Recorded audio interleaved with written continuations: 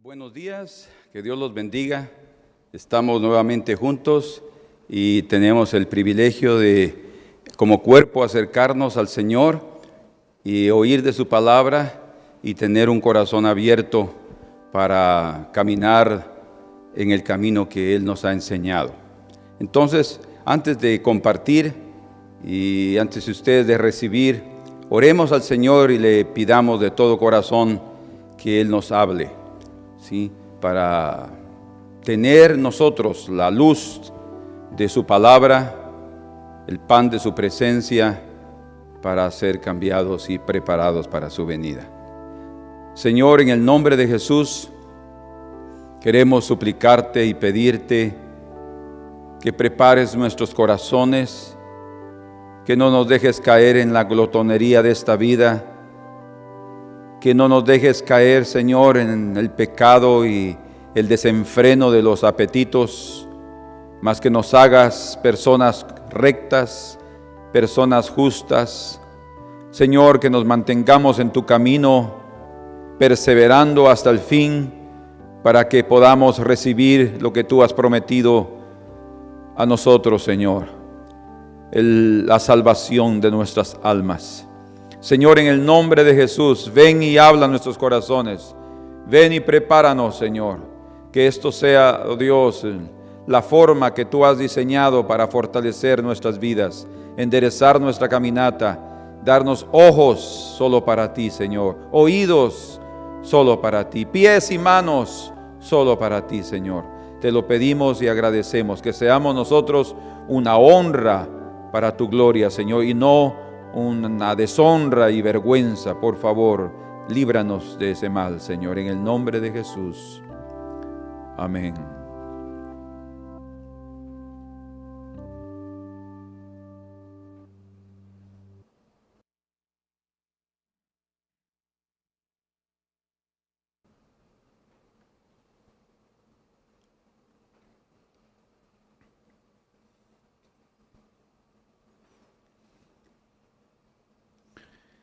El editor de un periódico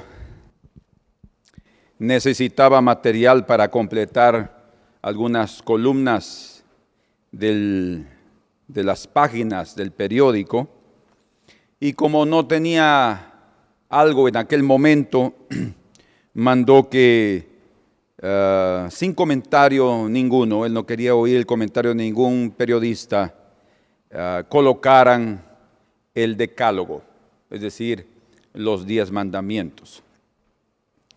3 días después, el editor recibió una carta de uno de los lectores que decía de esta manera: por favor, cancelar mi suscripción en ese periódico porque su editorial es demasiado personal contra mí. Bueno, ¿cuál es el mensaje, la moraleja que nos deja esta pequeña historia o incidente? Es que en ningún momento mis mensajes son personales para ninguno de ustedes. Mas si en algún momento sienten que son, deben saber que no soy yo, sino el amor de Dios en su misericordia que los hace personales. O sea, no es una cuestión de que el pastor está tratando de tocar una persona en específico, porque conoce su vida, de ninguna manera. Cuando sentimos que Dios nos está tocando, como esta persona que leyó en una de las columnas principales del periódico, los 10 mandamientos, él pensó que eso fue colocado directamente para él. Imposible, principalmente en ese caso. Entonces, cada uno de nosotros no debemos de ver como que, lo dijo por mí. Sí, el Señor lo dijo por mí. Y si el Señor lo dijo por mí, es porque el amor de Dios se está manifestando para cuidarnos y protegernos del mal. Este día yo quiero hacer un paréntesis en relación a nuestro estudio sobre las señales del fin. Nuestro tema de hoy será: guárdate de la corrupción del mundo. Guárdate de la corrupción del mundo.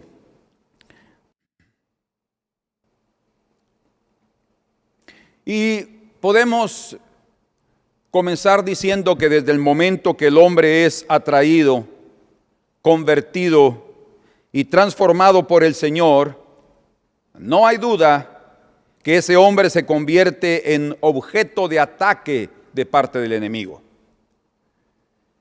Lo que es claro es que Satanás, la razón por la cual él comienza a atacar a esas personas que se convierten al Señor, es porque él nunca va a quedarse satisfecho de haber perdido a uno de sus súbditos, a uno de los súbditos de su reino de tinieblas, ¿sí? Y que ahora está disfrutando la belleza de la salvación del Señor. Él no va a estar satisfecho. Por tanto, si estás en el mundo, si tú tienes comunión con el mundo, Satanás estará muy satisfecho, muy contento y sin duda él se va a reír con sarcasmo. Pero si estás en Cristo, si tú estás buscando al Señor, si tu camino está en el camino de justicia, el enemigo estará furioso. Y también ríe por un lado porque él sabe que va a poder comenzar a usar sus maquinaciones, va a poder poner trampas para traerte de regreso al mundo de esclavitud, porque su reino de tinieblas enmascarado de luz, porque esa es la realidad del reino de Satanás, es un reino de tinieblas enmascarado de luz, o mascarado de luz, como exactamente hablando la escritura de Satanás dice que él también se puede manifestar como un ángel de luz, o sea, sus poderes antiguos, porque dice la escritura que los dones y los llamamientos de Dios son irrevocables, entonces él todavía puede presentarse como un ángel de luz y engañar a otros, pero es el reino de las tinieblas y él va a hacer todo lo necesario para destruirte y hacerte regresar al mundo. Solo hay una forma de vencer al enemigo y es refugiarte en Cristo y abrazar su cruz. Refugiarte en el Señor debajo de sus alas y abrazar la cruz, negándote a ti mismo. Cuando hablamos de abrazar la cruz es negarnos en nuestros apetitos, porque cuando un hombre deja rienda suelta a sus apetitos, él se está convirtiendo prácticamente en una presa, en otras palabras, que se está entregando voluntariamente al enemigo, o sea, entrando al campo del enemigo y está siendo más fácil para él poder apresarlo. Pero debemos entender algo muy claro. Las atracciones del mundo son son engañosas. Son como cuando alguien está en el desierto y está muriendo de sed y comienza a ver aquellas apariciones como que hay un oasis cerca. Es exactamente así las atracciones del mundo. Se dice que donde se deja entrar el pecado como suplicante, queda como tirano. Si se deja entrar al pecado como suplicante, es decir, hagamos tal cosa, di tal cosa, haz tal cosa, mira tal cosa, y ahí está suplicando. Y cuando nosotros le permitimos que el pecado satisfaga su deseo, ¿qué es lo que va a suceder? Él se queda como tirano. Y eso es exactamente así, porque cuando ya Él entra, Él tiene el derecho dado por nosotros de tomar control de nuestra voluntad. Y eso es lo que hace el pecado, esclavizar la voluntad humana. Por eso es que nosotros necesitamos entregarle nuestra voluntad al Señor. Hay personas que toman decisiones equivocadas en su relación con el mundo y no perciben el error hasta que ellos se encuentran en un gran aprieto, en un gran desespero, hasta que se encuentran en la infelicidad de la muerte. Podemos decir que hay momentos extremos en la vida de un ser humano, debido a las decisiones que toma. Para algunos puede ser la oportunidad de enmendar su caminata y buscar al Señor. Sin embargo, para otros puede ser el fin. Ustedes van a entender lo que estoy diciendo de aquí a poco. Así es que no nos arriesguemos y no pongas tu vida en peligro tomando decisiones equivocadas que comprometan la salvación de tu alma. Tu alma es muy valiosa. Tu alma vale mucho delante del Señor, vale la vida de Cristo, vale la sangre de Cristo. No podemos nosotros simplemente decirle al enemigo, sí, me rindo. Tienes que luchar, no puedes entregarte a este mundo, a pesar de que las tentaciones sean muchas y tus debilidades sean muy bajas, que no tienes defensa personal, que no tienes una inmunidad espiritual fuerte. Tienes que luchar. Dios tiene que ver que tú luchas en contra de tus propias debilidades. De otra manera va a ser una presa fácil para el enemigo. Dice la Escritura en el libro de Tito, capítulo 2 y versículo 11. Vamos a leer hasta el verso 14. Porque la gracia de Dios se ha manifestado para salvación a todos los hombres. Escuchen, para todos los hombres. Esa es la gran misericordia de Dios, la gracia de Dios. Esa es la manifestación imparcial de Dios. Dios no hace acepción de personas. Todos tienen la oportunidad de ser salvos. 12. Enseñándonos que, renunciando a la impiedad, ¿perciben que aquí hay una disposición humana? Él nos está diciendo, ustedes tienen que renunciar a impiedad, todo lo que no es justo, piadoso y santo, y a los deseos mundanos, porque esos están en nuestro corazón y batallan contra nuestra alma para que nos entreguemos al mundo. Dice, vivamos en este siglo, está hablando de nuestra época, en nuestra generación, en los días de nuestra carne. Vivamos en el tiempo en que el Señor nos ha permitido estar en la tierra, sobria, justa y piadosamente. Sobria, justa y piadosamente. Cuando habla de sobriedad, está hablando de tener un pensamiento y un carácter templado, un carácter de equilibrio, ¿sí? Una persona sobria es principalmente, se habla de alguien que tiene un carácter firme. Pero también se puede referir a aquellas personas que no beben, que no se mantienen ebrias, que no pierden el control de sus sentidos. Y ese es el sentido que se da a la sobriedad. No está perdiendo el control de sus sentidos. Principalmente no está perdiendo en el sentido espiritual el control de sus apetitos, sino está controlándolos. Tiene sobriedad, lleva las riendas de su vida en sus manos y controla eso. A pesar de que reconoce que es débil y que puede caer a lo más vil de este mundo. Porque todos somos propensos e inclinados a eso.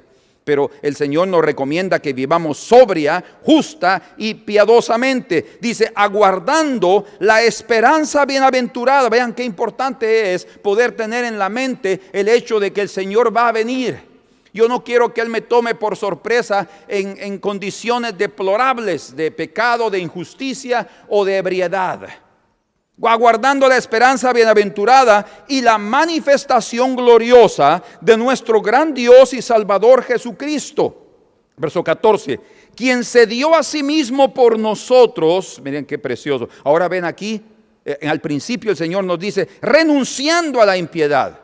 Está hablando de nuestro sacrificio. Y ahora aquí el Señor nos dice que veamos el sacrificio que el Señor hizo al haber renunciado a su gloria para venir aquí a identificarse con nosotros y sacarnos de la impiedad de este mundo. Quien se dio a sí mismo por nosotros para redimirnos de toda iniquidad y purificar para sí. Qué lindo, ¿eh? Un pueblo propio.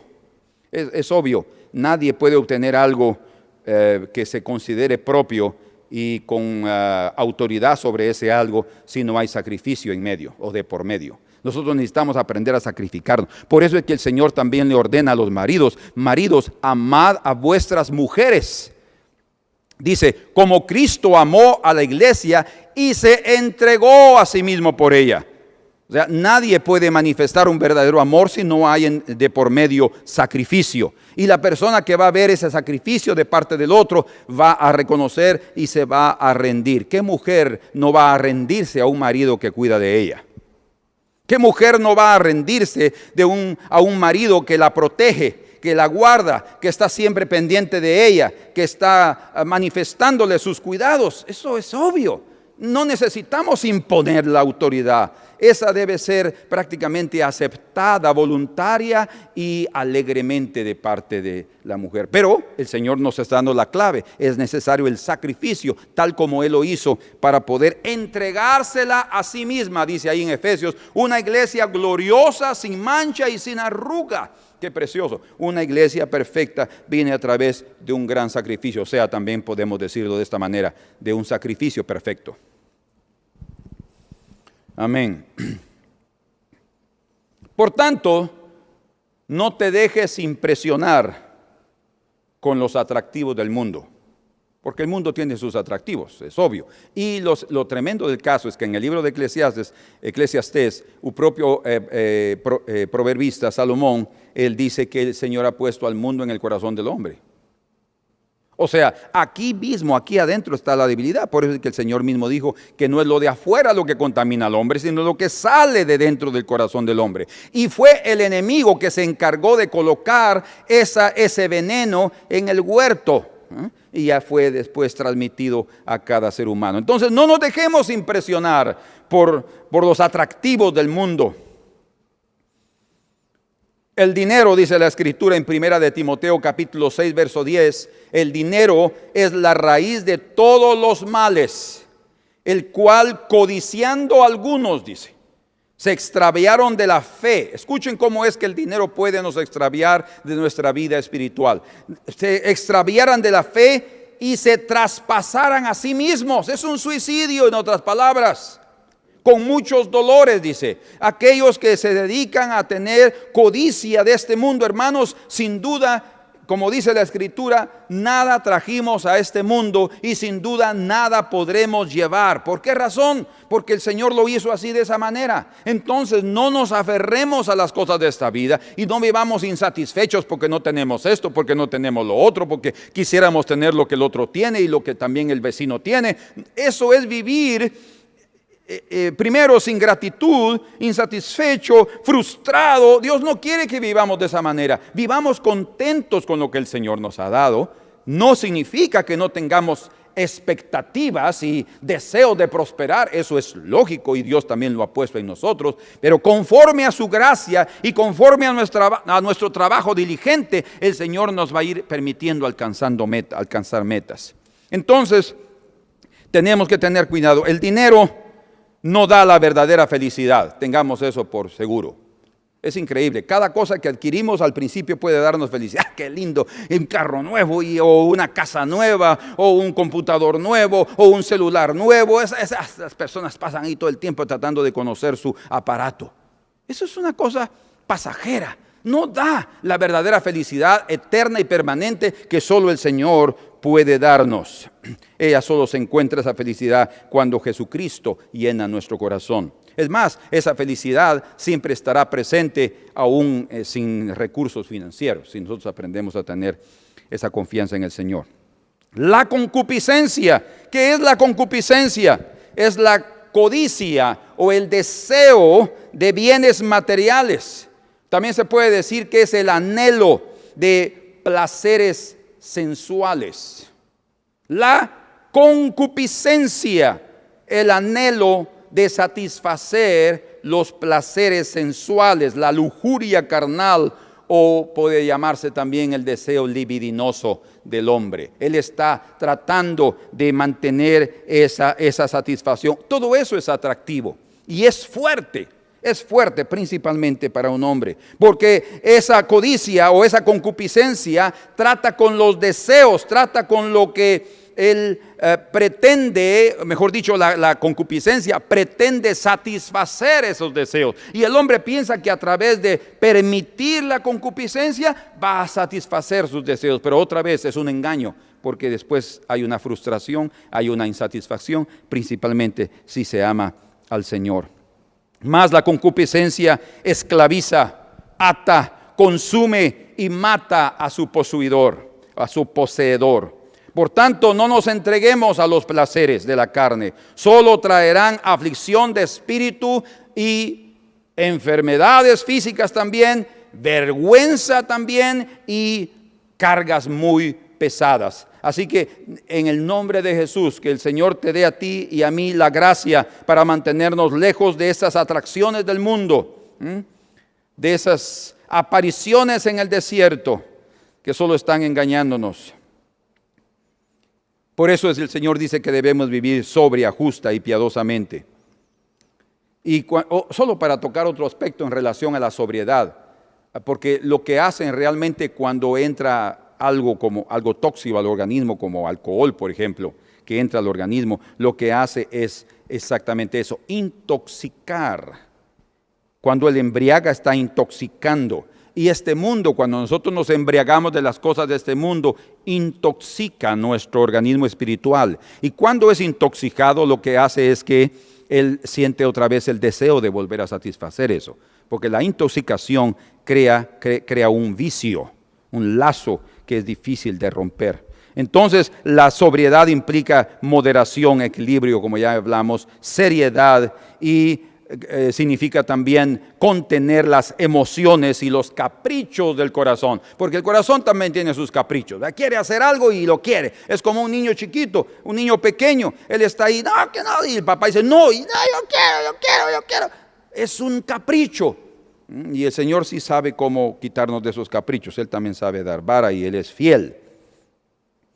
Amén. Y vivir justamente implica discernir nuestro propio proceder.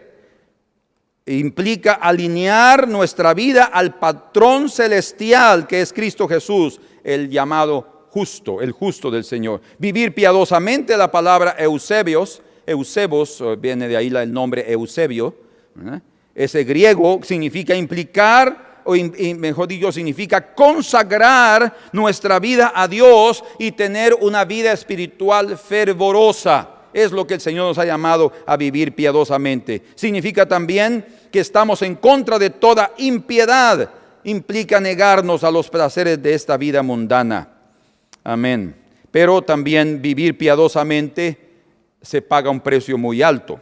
Dice en 2 de Timoteo, en su capítulo número 3 y verso 12. Y también todos los que quieren vivir piadosamente en Cristo, dice, en Cristo Jesús, padecerán persecución. O sea, la persecución es el fruto de aquel que quiere vivir piadosamente. Debería ser lo contrario, ¿no es? Aquel que quiere vivir justamente debería tener una vida más maravillosa, en paz, tranquila, pero no. Pero ese es exactamente el enemigo y el mundo, ¿verdad? Y tu propia carne no va a dejarte tranquilo hasta que va a destruirte porque no está dispuesto a que vivas piadosamente, o sea, alejada de cosas de este mundo. El mundo no le gusta que tú vivas contrario a él. Los que están en el mundo deben vivir segundo el patrón del mundo. Y el patrón del mundo no es Cristo como en la vida cristiana, sino es Satanás. Imagínense qué tremendo.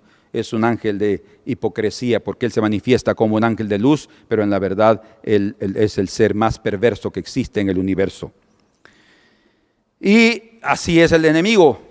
Imagínense, los que están con él, maravilloso, son mis hijos, porque como el Señor también dice, hijos del diablo. Entonces, los que están en el mundo, hijos del enemigo, pero huyen del mundo, son considerados reos de persecución y son señalados por el enemigo para ser perseguidos, como dice también la Escritura en el libro de Apocalipsis capítulo 12, que él va a perseguir a los descendientes de la mujer. ¿Por qué? Aquellos que invocan el nombre del Señor. Todos aquellos que quieren vivir piadosamente padecerán persecución. Entonces, quédate tranquilo.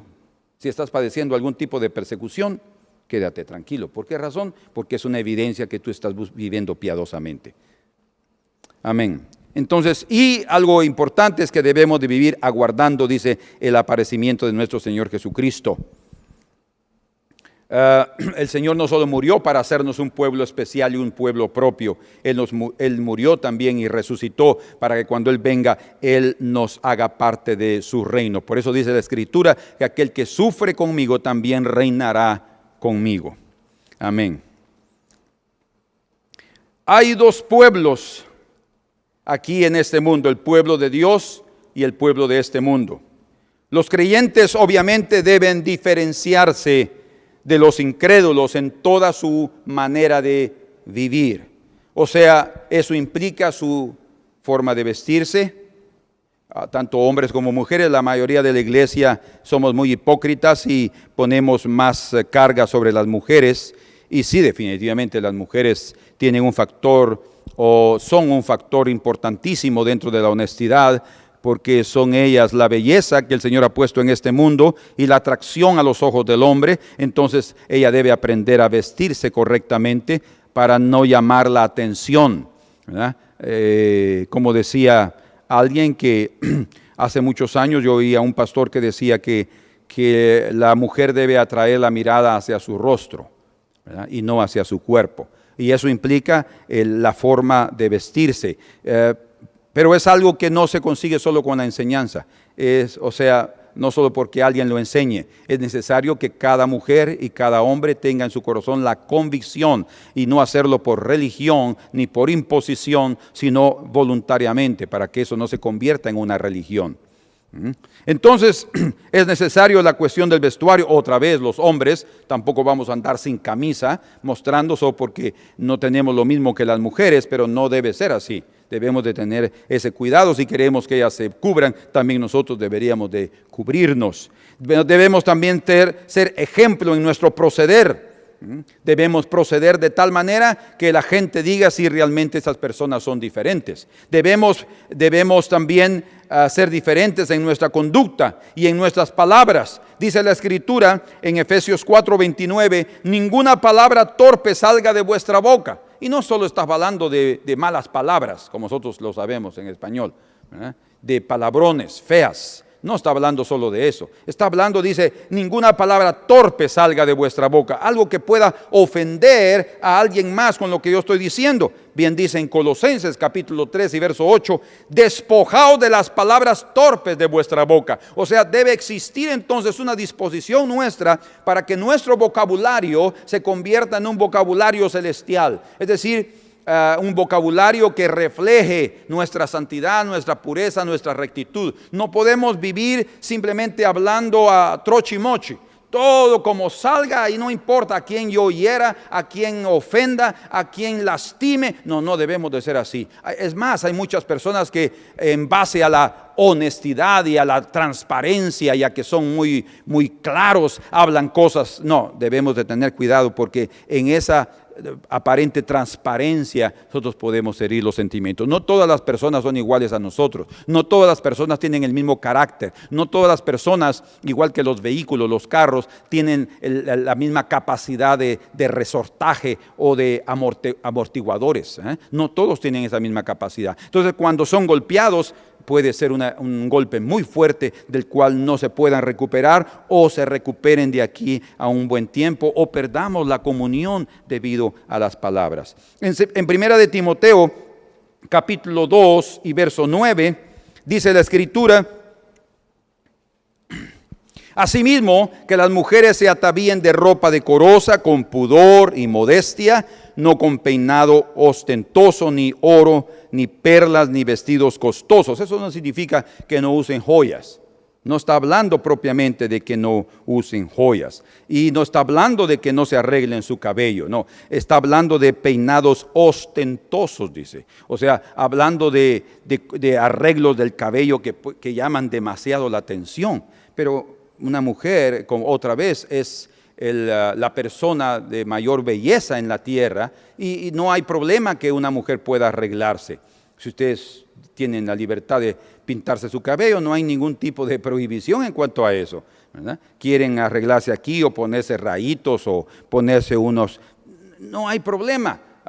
Si son jóvenes, pidan permiso a sus padres, obviamente. Si son casadas, deben hacer lo que su marido les gusta. Si a él le gusta que estén con unos rayitos, háganlo. Si él quiere que ustedes sean rubias, pues píntense. O si quieren que tengan el cabello negro y son rubias, háganlo para complacer a su marido, porque es el gusto de ellos. Entonces, pero todo no debe ser con ostentación, dice, sino con modestia. O sea, no debe ser llamar la atención.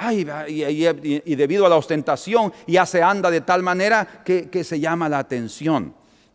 Tampoco necesitamos andar con grandes cosas en el cuerpo, pero lucir unos aretes y un anillo o algo, yo no tengo nada en contra. Creo que la propia Escritura tampoco. Es más, en el libro, en toda la Escritura las mujeres usaban joyas, siempre han usado joyas y vestidos bonitos. Pero cuando vino el juicio de Dios, el Señor les dijo, y todo eso yo se los voy a quitar como juicio. ¿Por qué? Porque en lugar de haberse mantenido correctamente en el camino del Señor, utilizaron todo eso para desviarse al mundo. Entonces dice, sino con buenas obras, como corresponde a mujeres que profesan piedad. Esto también se ha llevado a un extremo de totalmente ir a una vida manifestando que solamente tiene 3 pantalones y 3 camisas y es lo único que usa, y ahí está ya todo desteñido porque quiere vivir modestamente. No es ese extremo que el Señor quiere que nosotros vivamos. Amén. Entonces, otra vez, cuando está hablando de honestidad, está hablando de decencia. Cuando está hablando de tener pudor, está hablando de tener vergüenza para no causar un malestar en el corazón de otros. Cuando está hablando de modestia, está otra vez tocando el punto de la sobriedad. Y algo interesante, dice, como conviene a mujeres que profesan servir al Señor. Y obviamente nosotros debemos vivir de acuerdo a lo que son nuestras propias palabras. Disculpen, lo que nos confesamos. Como hombres, también necesitamos aprender a vestirnos honestamente. Otra vez, la cuestión del vestuario no es solo contra las mujeres, o es sobre ellas, sino también para nosotros, para ser ejemplos, y también para manifestar un patrón de vida que el Señor quiere que nosotros lo hagamos. Según las Escrituras, nosotros debemos de cubrir nuestra desnudez, y eso significa, obviamente, no mostrar partes del cuerpo que llaman la atención, como las piernas, ¿verdad?, o los senos en el caso de la mujer. Entonces, tanto hombres como mujeres, y principalmente las mujeres, necesitan aprender a usar ciertos vestuarios importantes de forma correcta. Si van a usar un tejido transparente, ese vestido tiene que tener algo abajo, ¿sí? Porque hay tejidos un poco transparentes, no importa, pero debe tener algo abajo para no permitir que se vea la nudez. Entonces, ese cuidado tanto hombres como mujeres debemos de tener si profesamos la piedad. Debemos de usar ropas internas que también puedan cubrir las piezas internas que cada uno de nosotros usamos. Entonces, las mujeres que profesan piedad, otra vez, que declaran que son cristianas, que sirven a Dios, deben vivir honestamente. Como en 1 Pedro 3:2 dice, considerando vuestra vida casta. Eso significa pura, libre de carnalidad, en temor. Dice la Escritura en Apocalipsis 1:13, 19, 8 y 14, que las ropas blancas que vamos a recibir de Dios llegarán hasta nuestros pies. Eso da a entender muchas cosas, ¿verdad? O sea, nosotros, otra vez, la cultura y la época marca modas. Y a los cristianos a veces se nos tachan de antiguos, de anticuados. Pero no estamos diciendo con eso propiamente que tengamos siempre que usar, principalmente las mujeres, ¿verdad?, ellas, vestidos hasta el tobillo. Pueden hacerlo y se ve elegante, ¿verdad? Pero lo que está diciendo es además cubrir por lo menos la parte de las rodillas, porque como yo he enseñado muchas veces, la parte principal para saber cuál es la altura correcta es como cuando nos sentamos, porque cuando se sienta realmente el vestido se levanta. Miren mi mano. Entonces ese movimiento aquí es la que debe marcar cuál debe ser la altura, ¿verdad? Porque generalmente se ve a veces las hermanas tratando de bajar el vestido, porque obviamente el cuerpo hace que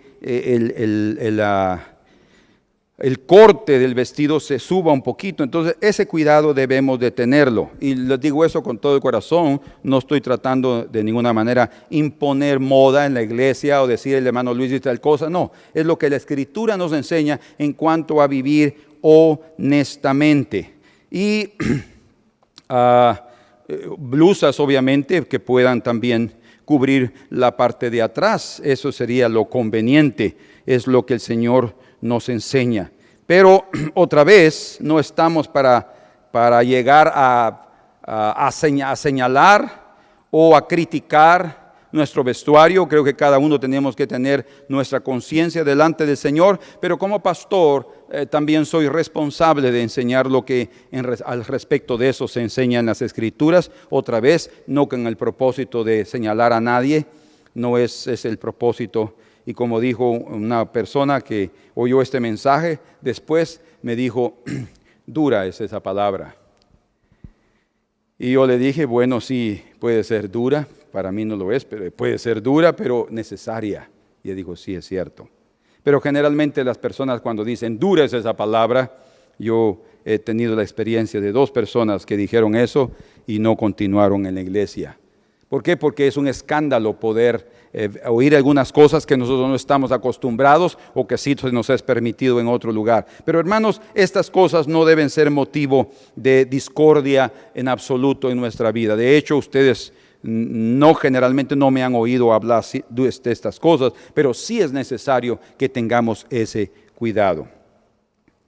Dice la Escritura en Mateo 7:13, entrad por la puerta estrecha, porque ancha es la puerta y espacioso el camino que conduce a la perdición.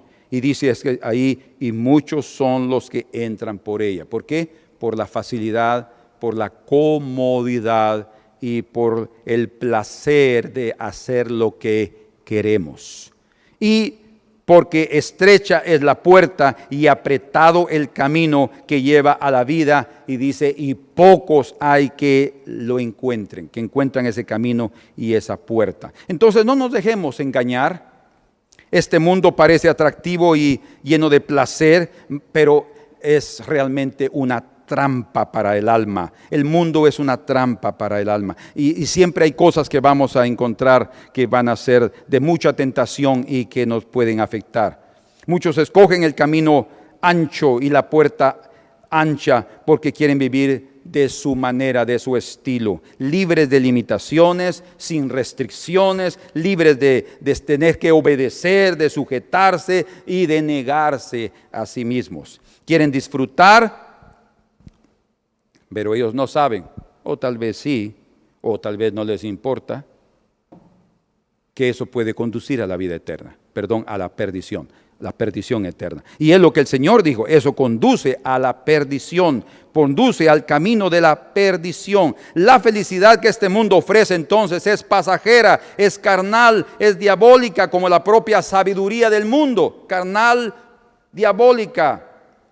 Mas la felicidad de Dios nos vincula con la limitación y con la gratitud. O sea, necesitamos ver cuánto es necesario limitarnos en ciertas cosas, y cuando nos damos cuenta de la bendición que es limitarnos, somos gratos delante del Señor. Una muchacha cuenta que en cuanto ella iba en un bus, ella vio a una joven hermosa de cabellos dorados, rubia, y dice que esta muchacha tuvo envidia de ella, y dice esta joven, me parecía tan feliz que yo deseé ser como ella, tan preciosa, dice. De repente se levantó de su lugar para bajar en la siguiente parada. Entonces dice esta joven, yo vi que ella tenía unos aparatos en sus piernas. Ella había tenido poliomielitis y le costaba caminar. Pero dice que cuando la joven pasó al lado de esta muchacha que cuenta su testimonio, ella le sonrió. Y entonces dice, oh Dios, perdona mis murmuraciones y mis quejas. Yo tengo 2 piernas útiles que me sirven y tienen fuerzas para permitir que yo pueda caminar.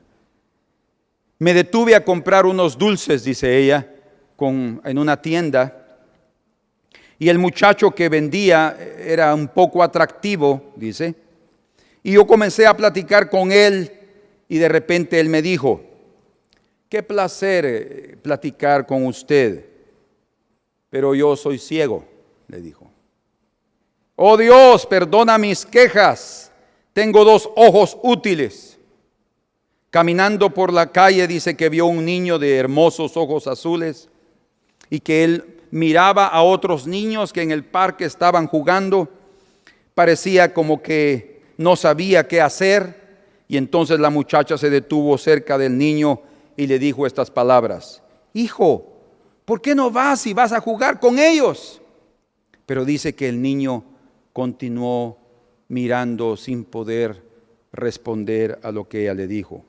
Y entonces ella se dio cuenta que el niño era sordo. Oh Dios, dijo nuevamente, perdona mis quejas, porque yo tengo 2 útiles y buenos oídos. Tengo pies que me llevan a donde quiero. Tengo ojos para ver la gloria del crepúsculo. Tengo oídos para oír lo que deseo oír. Oh Señor, perdóname si aún oyes mis quejas, pero realmente tú me has enriquecido. El testimonio de una persona que aprende a ver la vida de otra manera. Tenemos que ver, hermanos, que nada nos falta en este mundo. Nada nos falta. Puede ser que estemos quejándonos que no tenemos esto, que no tenemos lo otro. Hermanos, si comenzamos a ver de veras o compararnos con otras situaciones de la vida, veremos que el Señor ha sido muy misericordioso con nosotros. Por tanto, que esto no sea motivo de colocar en nuestro corazón quejas, y eso también puede ser un estorbo, una piedra de tropiezo para caer en el mundo. Pero lo que sí es cierto es que Satanás ciega el entendimiento de las personas. En el mundo, Satanás tiene atractivos. Él aparenta dar libertad a los hombres, mas él esclaviza en los vicios, en el pecado, en los malos hábitos, y al final lleva a la gente a la muerte. Satanás se apresura en destruir a los hombres, porque solo así él sabe que él está seguro que va a separarlos de Dios y enviarlos al infierno, donde él también irá eternamente. Él va a apresurarse, él va a agilizar sus proyectos. Dice la Escritura en 2 Corintios capítulo 4, verso 3, pero si aún nuestro evangelio está encubierto, entre los que se pierden está encubierto, dice. Verso 4, en los cuales el Dios de este siglo ha cegado el entendimiento de los incrédulos, para que no les resplandezca la luz del evangelio de la gloria de Cristo, que es la imagen de Dios. El Dios de este siglo es Satanás. Y la causa de por qué el evangelio está aún encubierto entre los incrédulos, dice, no radica en el evangelio. El problema no es el evangelio, porque el evangelio es muy claro. Ni en Cristo, porque Él envió a sus apóstoles a predicar el evangelio a toda criatura. O sea, el problema no es ni el evangelio, que sea confuso, ni Cristo, porque Él hace parcialidad. No, Él envió a predicar el evangelio a toda criatura, porque Él quiere, dice la Escritura en 1 Timoteo 2:4, Él quiere que todos los hombres sean salvos y vengan al conocimiento de la verdad, dice. Ese es su anhelo. El evangelio está encubierto porque los incrédulos rechazan. ¿Por qué? Porque Satanás les ha cegado el entendimiento. Y cuando rechazan, revelan que ellos también están perdidos, como dice en 2 Corintios 4:3. Para los que se pierden, dice la Escritura, la palabra de la cruz es locura. 1 Corintios 1:18. Pero para los que se salvan son buen olor de Cristo. Mas los que se pierden, ciertamente olor de muerte para muerte. 2 Corintios 2:15, 16. Dice la Escritura también, hablando de Satanás, con todo engaño de injusticia para los que se pierden, porque no recibieron el amor de la verdad para ser salvos. Antes Dios les envió una operación de erro, para que crean a la mentira, para que sean juzgados todos los que no creyeron a la verdad, antes tuvieron placer en la iniquidad. 2 Tesalonicenses 2, 10 al 11. Entonces, cuidado con tener amistad con este mundo. Y les digo esto porque todo tiene que ver en nuestra relación con el mundo, en aceptar las modas del mundo, en aceptar la música del mundo, en todo lo que el mundo nos ofrece. Eso es muy sutil. Cuando el hombre comienza a aceptarlo y aceptarlo y aceptarlo, comienza a tener comunión constante, a oír lo que el mundo ofrece, el atractivo se convierte más fuerte. No podemos ser amigos del mundo porque dice la Escritura que nos convertimos en enemigos de Dios. El hombre se engaña a sí mismo al pensar que es posible vivir en el mundo y vivir con Dios. Eso no es posible. El mundo está sobre el dominio de Satanás. Sabemos que todo aquel que es nacido de Dios, dice 1 de Juan 5:19, no peca. Mas porque al que Dios ha engendrado se conserva a sí mismo, dice, y el maligno no le toca. Sabemos que somos de Dios y que todo el mundo está bajo el maligno. Todo el mundo está bajo el maligno. En Juan 12:31 dice, ahora es el juicio de este mundo, ahora será expulso o expulsado el príncipe de este mundo. En Efesios 2:2 dice, en que en otro tiempo anduviste según el curso del mundo, siguiendo al príncipe de la potestad del aire, al espíritu que ahora opera en los hijos de desobediencia. Y 1 de Juan 5:19, sabemos que somos de Dios y que todo el mundo está bajo el maligno. Entonces, cuidado en nuestra relación con el mundo. No podemos nosotros darnos al lujo de tener amistad con el mundo. Y es ahí donde viene nuestra lucha, porque todos queremos disfrutar que aquí esto y lo otro, y aquí esto y otro, pero todo lo que genera insatisfacción e incomodidad en tu alma es porque no está viniendo del Señor, porque el Espíritu Santo nos redarguye, dice, ¿verdad? Cuando algo está incorrecto, el Espíritu Santo va a redarguirnos y tenemos que aprender a ser sensibles al Espíritu Santo. Pero nosotros ya no andamos según el curso de este mundo, no somos llevados por el río que sale de la boca del dragón. Ese río es un río de perdición, de inmoralidad y de impureza. Nuestro río, según las Escrituras, es el Espíritu Santo. El río de Dios es el Espíritu Santo que nos llena de salvación, de pureza y de santidad. La amistad con el mundo, dice Santiago en el 4:4, dice, oh almas adúlteras, dice, ¿no sabéis que la amistad con el mundo es enemistad contra Dios? O sea, es imposible. Por tanto, cualquiera que quiere ser amigo del mundo se constituye en enemigo de Dios. ¿Pero por qué eso? Es obvio. La persona que comienza a tener amistad otra vez con el mundo que está bajo Satanás se convierte en contrario, opuesto, en extremo al camino de Dios. Entonces es una enemistad. Amistad con el mundo, enemistad contra Dios. Amistad con Dios, enemistad con el mundo. Eso es inevitable, ¿verdad? Entonces solo podemos andar en uno de los dos caminos y el Señor quiere que andemos en su camino. En otras palabras, desde el momento que comenzamos a caminar con Cristo, dice la Escritura que morimos a este mundo. Más lejos sea de mí gloriarme, dijo el apóstol Pablo en 2 de Corintios 6:14, a no ser en la cruz de nuestro Señor Jesucristo, por la cual el mundo me ha sido crucificado a mí y yo al mundo, dice. O sea, desde el momento que seguimos al Señor, nosotros tenemos que tener claro que el mundo ha sido crucificado. Yo he sido crucificado juntamente con Cristo. Y como dice aquí, para que el mundo esté crucificado para mí. O sea, muerto para mí. En 1 de Juan 2:15 dice, no améis al mundo, ni lo que está en el mundo. Si alguien ama al mundo, el amor del Padre no está en él. ¡Oh, qué increíble! Otra vez, no está hablando de la tierra, no está hablando del planeta, no está hablando de amar la belleza del sol, del mar. No, el Señor no quiere que nosotros paremos de disfrutar las cosas de esta vida, de un río, de un lago, de bañarnos. Él no quiere eso.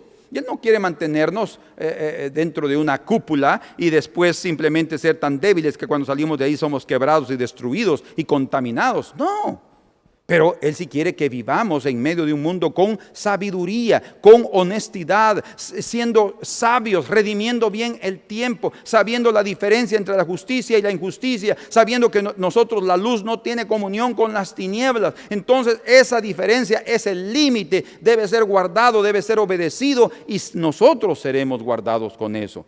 ¿Sí? Pero eso no significa que no disfrutemos de las cosas de esta vida. Está hablando del sistema. Aquí Juan está hablando del sistema del mundo. Si alguien ama al mundo, el amor del Padre no está en él. Porque todo lo que en el mundo hay, La concupiscencia de la carne, todo eso lo ha creado el hombre y Satanás. La concupiscencia de los ojos y la soberbia de la vida no es del Padre, más del mundo. Dice. O sea, ¿del mundo de quién? Del mundo de Satanás. Y el mundo pasa y su concupiscencia, mas aquel que hace la voluntad de Dios, dice, permanece para siempre. Por tanto, no nos dejemos engañar por las astucias del enemigo. Satanás es un astuto que hace pensar que las cosas celestiales son falsas y que lo más interesante es disfrutar el mundo hoy y ahora. Esa famosa frase de aquel escritor inglés, ser o no ser, es una cuestión filosófica, poética, como quieran llamarle, pero es una cuestión también de, como dijo en aquellos días Salomón, ¿verdad? Come y bebe y satisface y haz lo que quieras, pero al final de su libro dijo, pero sabe, oh joven, que de todo lo que hagas, Dios te va a juzgar. Y como el mismo dicho también está ahí en Eclesiastés, donde dice, comamos y bebamos que mañana moriremos. Disfrutemos la vida, ¿qué importa cómo vivamos? Tenemos que estar viviendo en placer. Como los griegos, había un grupo, filósofos griegos, creo que eran los epicúreos, que ellos, la base de su vida era el placer. Disfrutar la vida en todo aspecto, sin ningún tipo de limitación. Y a eso llegó Salomón. Él mismo dice, yo no no frené mis ojos. Dice, yo le permití a mis ojos que vieran lo que quieran y que yo pudiera satisfacer. Bueno, recuerden, él era un rey y tenía todo el poder para hacer lo que él quisiera. De todos modos, aunque sea una persona que no tenga dinero, va a también tratar la manera de satisfacer lo que él quiere. Debemos de tener cuidado con esa cuestión porque son las mentiras de Satanás, el engaño de este mundo, para que pensemos que lo que es verdadero es esto real que nosotros tocamos. Lo real y verdadero es lo eterno de Dios. Esto que está aquí es pasajero. Nuestra vida aquí es de 70, 80 años, 100, 90 por ahí, para algunos, y muy difícil, pero lo que es verdadero es después de la muerte. Además, imagínense que él diga que lo real y verdadero es este mundo. No, lo real y verdadero es lo espiritual, porque él mismo es un ser espiritual. Y él quiere hacernos creer que las cosas materiales, de eso debemos disfrutar, porque eso es lo verdadero, y él es un ser espiritual del mundo espiritual. Ese es un engaño. Hacer creer a los materialistas que es solo lo material lo más importante, siendo que él es parte del mundo de Dios y una de las criaturas que Dios crió. Qué tremendo. Si alguien es doctor en el engaño, es Satanás. Si él pudo engañar a la tercera parte de los ángeles del cielo, ¿cómo no tendrá capacidad de engañar a un simple hombre? Pues así, él usa de artificios y de engaño para que los hombres pierdan la oportunidad de ser salvos.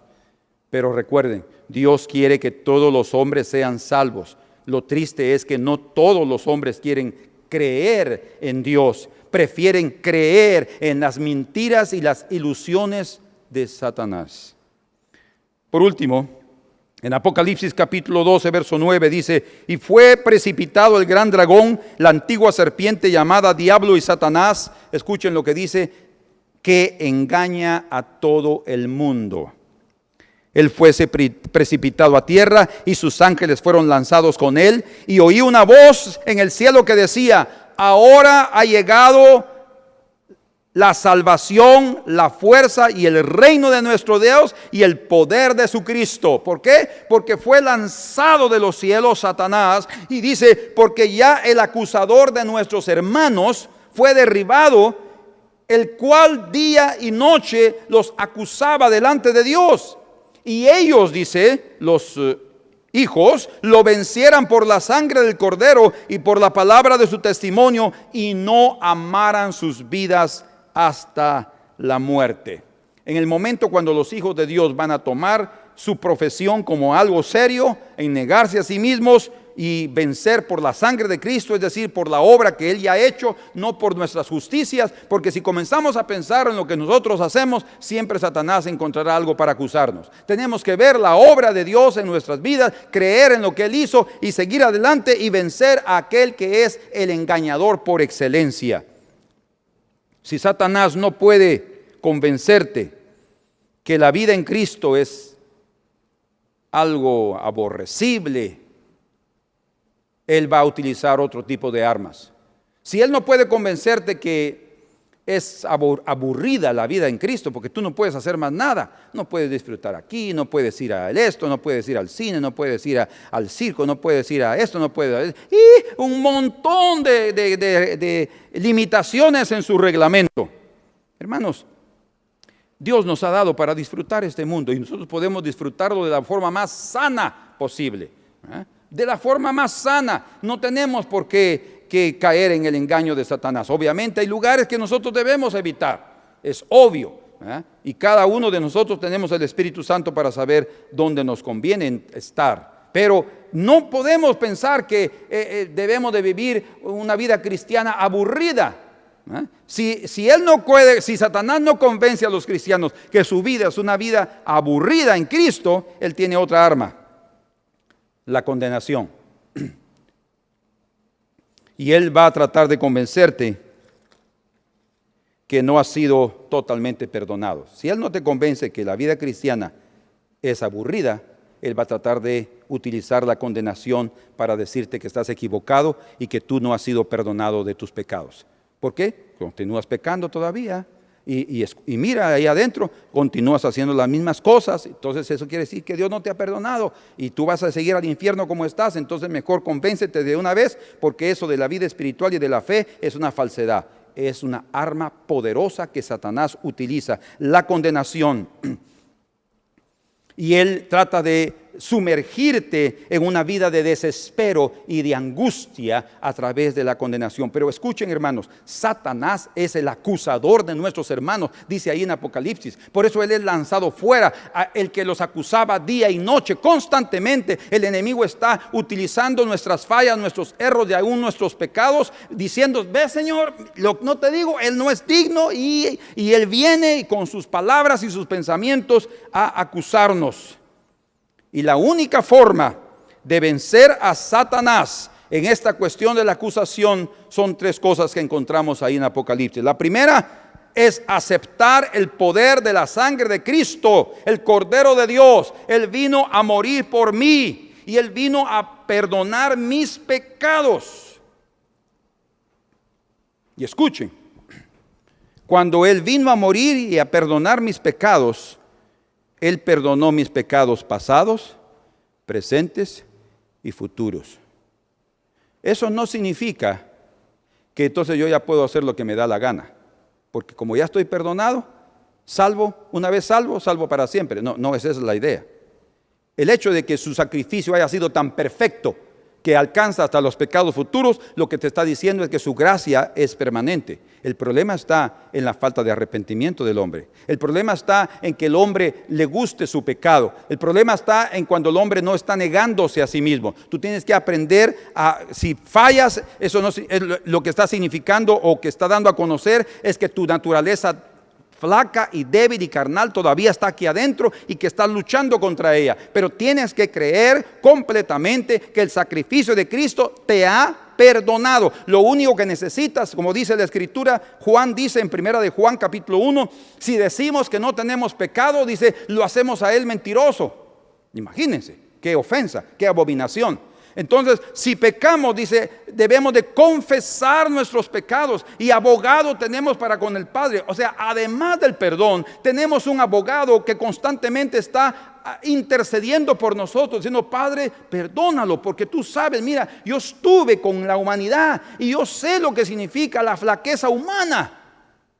Yo entendí en carne propia lo que es la tentación. Él fue tentado en todo, pero sin pecado, dice. O sea, Él sí consiguió vencer, pero Él sabe lo que los seres humanos sin la fuerza de Cristo son capaces de hacer. Entonces, la primera forma para vencer a Satanás en su acusación es aceptar creer en el poder de la sangre del Cordero. ¿Dios te ha perdonado? Sí.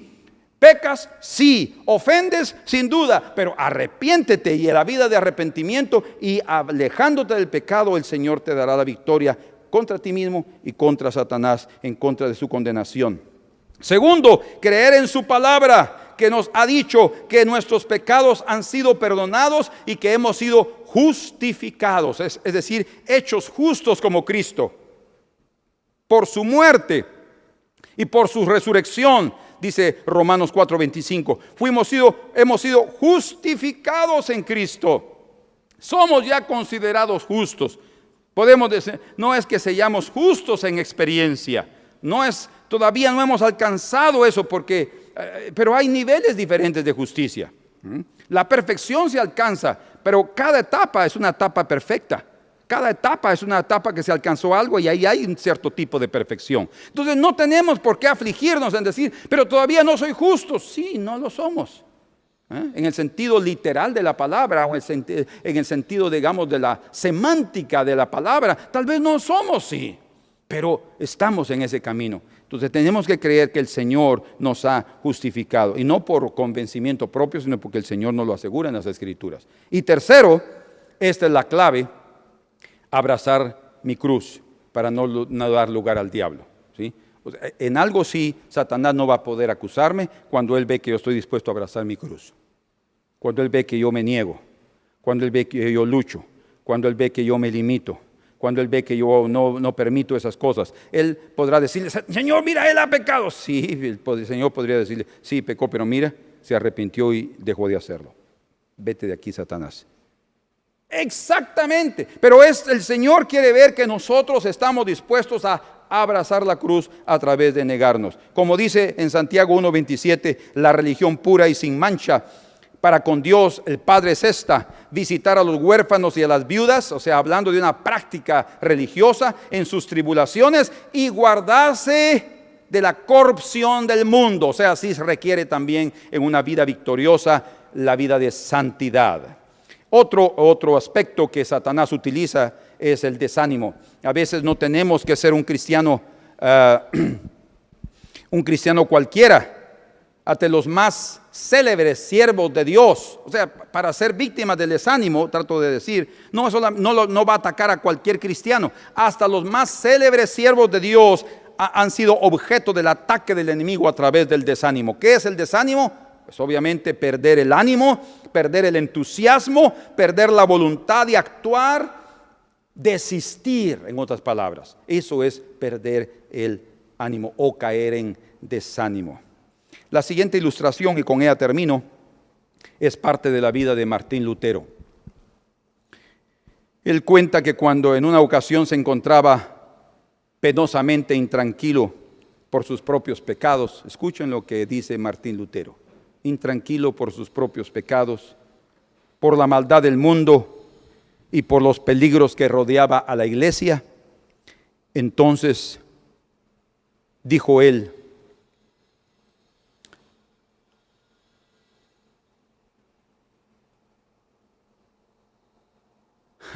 él contó que su mujer se acercó a él, y su mujer, en ese tiempo de desánimo que él estaba, y cuando se acercó la esposa de Martín Lutero, ella venía vestida de luto. Se acercó a donde él estaba acostado, y entonces dice que con gran sorpresa Martín Lutero le preguntó a su esposa: mira, mi amor, ¿quién murió? Y con sus respuestas desconcertantes, dice él, iniciamos un diálogo como sigue. Y este es el diálogo entre Martín Lutero y su esposa vestida de luto. ¿No sabes?, le dijo su esposa. Dios en el cielo se murió. Mas, ¿cómo puedes decir eso? Esa semejante locura, mujer. Dios es inmortal. ¿Es verdad eso?, le preguntó su mujer. Sin sombra de duda, le dijo. ¿Cómo puedes tú dudar? Tan cierto como hay Dios en el cielo, es que yo afirmo que Él nunca morirá. Y entonces le dijo su mujer: ¿por qué estás tan desanimado y abatido? Y entonces dice él: comprendí cuán sabia era mi esposa, y yo dominé mi pesar y mi desánimo. Sí, nosotros también podemos caer a veces como siervos de Dios a desánimo, pensando que el Señor nos ha llevado a circunstancias tan difíciles que Él no va más a actuar, que saber dónde está el Señor, se olvidó de mí. Hermanos, no tengamos temor, no permitamos ni que la inmoralidad, ni la concupiscencia de esta vida, ni los deseos de los ojos, ni la vanagloria de este mundo, ni la condenación del diablo, mucho menos el desánimo, pueda destruirnos para seguir adelante. Tenemos que seguir y luchar, no podemos desanimarnos.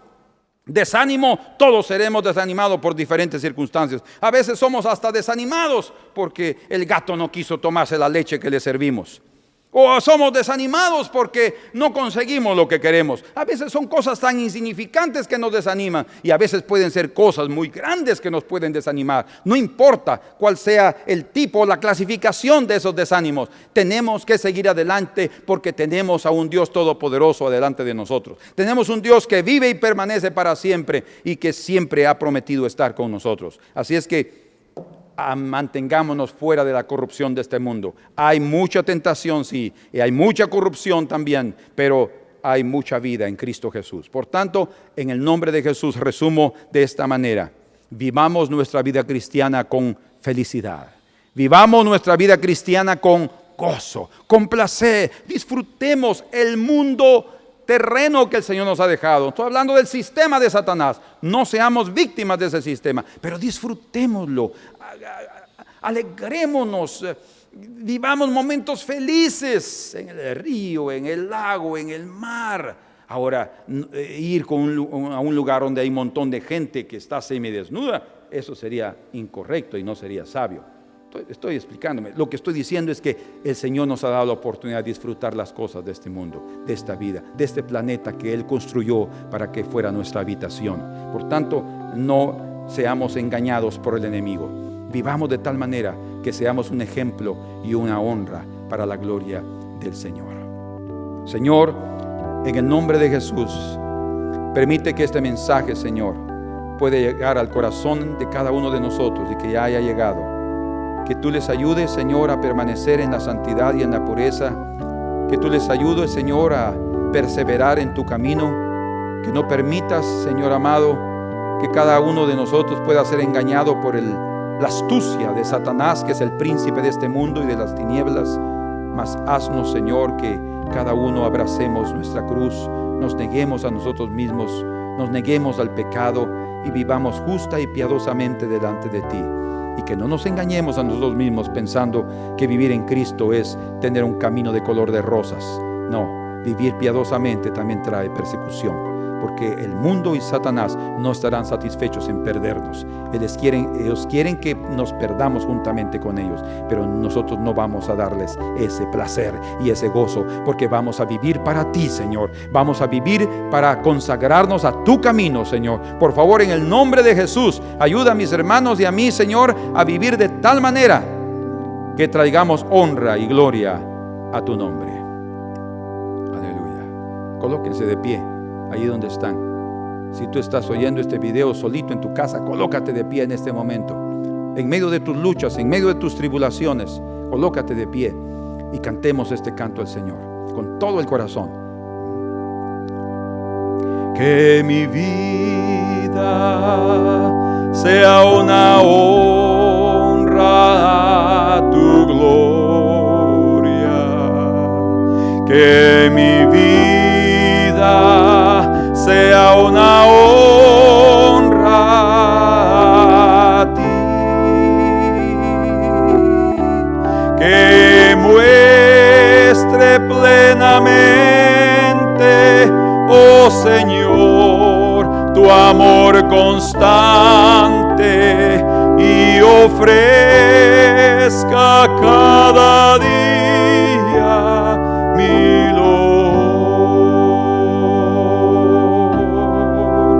que mi vida sea una honra a tu gloria.